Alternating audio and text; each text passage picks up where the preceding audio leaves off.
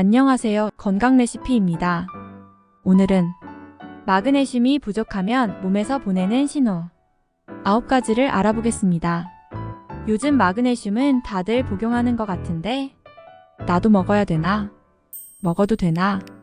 혹시 이런 생각해 본 적 있으세요? 마그네슘을 어느 때 먹어야 되는지 알려드릴게요. 우리 몸에서 마그네슘이 부족하다면 몸에서 보내는 신호가 있습니다. 이런 신호들이 중복되고 증상들이 겹친다면 마그네슘이 부족한가 보다 하고 생각해 볼 수 있고요. 마그네슘 보충제를 복용하시거나 마그네슘이 풍부한 식단을 짜서 섭취하시면 좋을 것 같습니다. 마그네슘 부족 시 생기는 증상들을 보면요. 첫째, 눈밑 떨림이나 입밑에 경련이 생깁니다. 손발에 쥐가 자주 나는 경우도 마찬가지로 마그네슘이 부족하면 이런 신경계 쪽에 어떤 변화가 생기거든요. 그래서 손발 저림 증상이 생길 수 있고 혈액순환이 안 되기 때문에 손발이 붓고 쥐도 잘 나고 그런 겁니다. 마그네슘은 뇌세포에 공급이 돼서 에너지를 생성하고 활성화되는데 마그네슘이 소모가 되고 있거든요. 여러 신경 전달 물질 합성에 마그네슘이 필요하기 때문에 마그네슘 부족 증상이 있는 경우가 있습니다. 마그네슘 부족이 생기면 칼슘 과잉이 생기게 되고 칼슘이 과잉 생기면 약간 과흥분 상태가 됩니다. 세포도 흥분이 되고 근육세포도 흥분이 되고 해서 경련 과도한 수칙 일어날 수 있어요. 그래서 안면 경련이나 눈밑 떨림 그리고 손발에 쥐가 날 때 그럴 때 칼슘 과잉 즉 마그네슘이 부족하다. 이렇게 보시고 마그네슘 섭취하면 되겠구나 라고 보시면 될 것 같아요. 둘째, 기억력 저하입니다. 마그네슘 부족은 일시적인 기억력 저하가 생길 수 있다고 합니다. 마그네슘은 부족하면 머리가 무거워지고 집중이 잘 안 되고 기억력 감퇴가 생길 수 있다고 해요. 왜냐하면 마그네슘은 뇌세포에 공급이 돼서 여러 신경 전달 물질 합성에 마그네슘이 필요하고 뇌세포가 활성화하는데 도움이 되고 필요하기 때문에 부족하면 기억력 감퇴와 집중력 저하 같은 증상이 생길 수 있어요. 세 번째, 두통입니다. 마그네슘이 결핍되면 두통이 잘 생깁니다. 그 이유는 기억력 감퇴와 같습니다. 마그네슘 부족은 칼슘 과잉이 되고 과도한 수축이 되고 수축과 경련이 반복되고 마그네슘 부족증 중에 가장 흔한 게 두통이고요. 병원 가도 원인을 알 수 없는 경우에 그래서 마그네슘이 부족하면 전형적인 증상으로 두통이 생길 수 있어요. 만성화된 두통과 달리 최근 무리하고 스트레스를 많이 받았는데 갑자기 두통이 잦아지고 갑자기 머리가 무겁고 집중이 안 된다 그러면 마그네슘 결핍일 수 있다 보시면 됩니다. 네 번째, 마그네슘 부족할 때 나타나는 몸의 증상, 근육통입니다.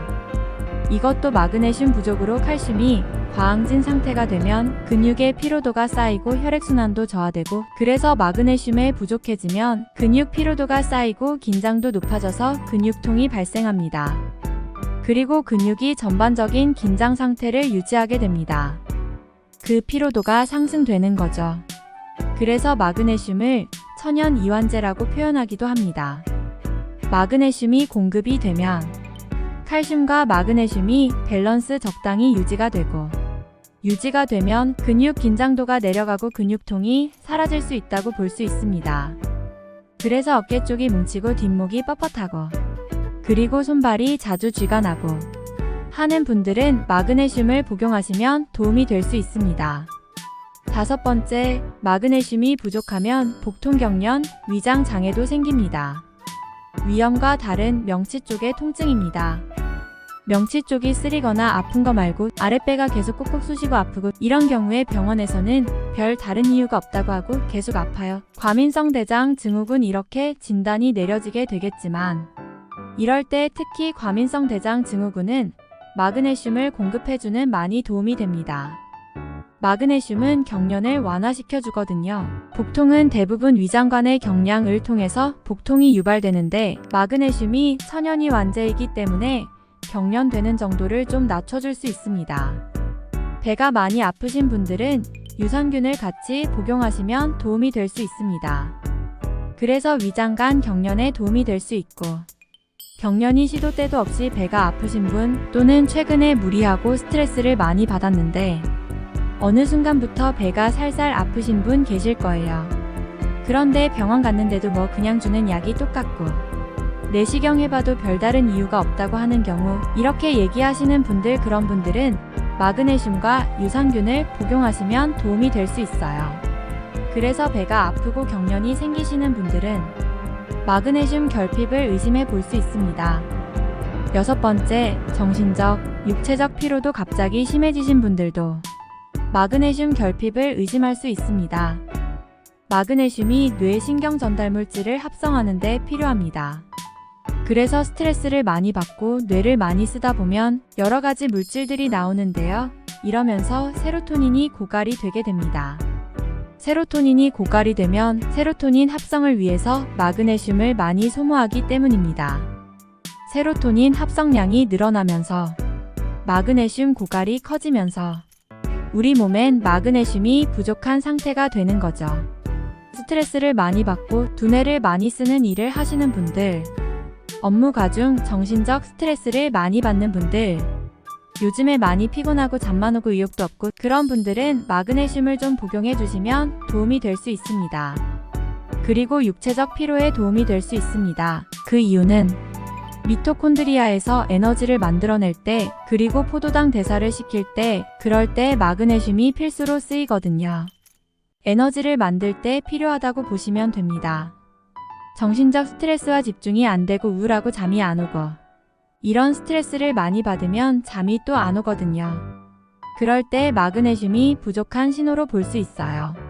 그때 공급해주면은 극적인 변화를 줄 수 있습니다. 7번째, 불면증입니다. 상식적으로 많이 피곤하고 업무가 과중하면 잠이 잘 와야 되는데 어느 임계점을 넘어가면 잠이 너무 안 오는 경우가 있습니다. 한동안은 집에 오자마자 쓰러져 자는 경우가 있는데 피곤해 죽겠는데 잠이 안 오는 경우가 있습니다. 이런 경우에 마그네슘이 결핍되어 있다는 신호입니다. 불면증이 생기기도 하거든요. 마그네슘, 비타민 B군, 태아닌 복용하시면 되게 도움이 된다고 합니다. 8번째, 마그네슘이 부족하면 기분의 변화가 생깁니다. 세로토닌이 부족하면 우울증 같은 기분이 처짐이 생기고요. 신경 전달 물질인데 이게 부족하면 과항진 상태가 돼요. 그래서 마그네슘이 부족해지면 기분이 들쭉날쭉 되기도 하고 약간 난폭해지기도 하고 그리고 사나워지기도 하고 그렇습니다.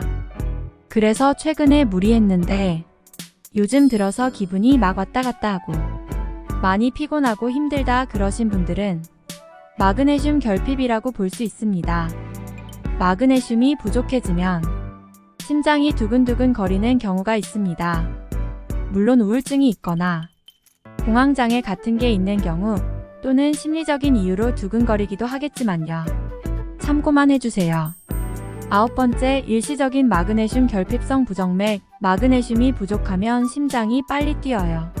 그렇기 때문에 약간 여러가지 증상들이 겹치면서 두근거림이 생긴다. 그러면 마그네슘 결핍이라고 볼 수 있습니다. 물론 이게 부정맥이 심하거나 너무 오랫동안 지속된다면 병원 가셔야 돼요. 진짜 부정맥일 수 있거든요. 그러니까 마그네슘 결핍성이 아닌 심혈관 질환 쪽에 문제가 생겨가지고 부정맥이 생길 수 있거든요. 협심증의 초기 증상이나 신경의 초기 증상으로 부정맥이 생길 수 있으니까요. 좀 오랫동안 반복되거나 강도가 심해지면 무조건 외과를 가셔가지고 진단 받으셔야 됩니다. 제 개인적인 경험으로 몸이 보내는 마그네슘 부족할 때 몸이 보내는 신호를 알아보았습니다. 앞에서 말씀드린 9가지 증상들 중에 여러분은 몇 가지가 해당될까요? 3개 정도 해당되면 마그네슘 부족하다고 보시면 될 것 같습니다. 마그네슘 보충제를 복용하시거나 마그네슘이 풍부한 식단을 짜서 섭취하시면 좋을 것 같습니다. 오늘 간단한 영상 마치겠습니다. 감사합니다. 내일도 건강하세요.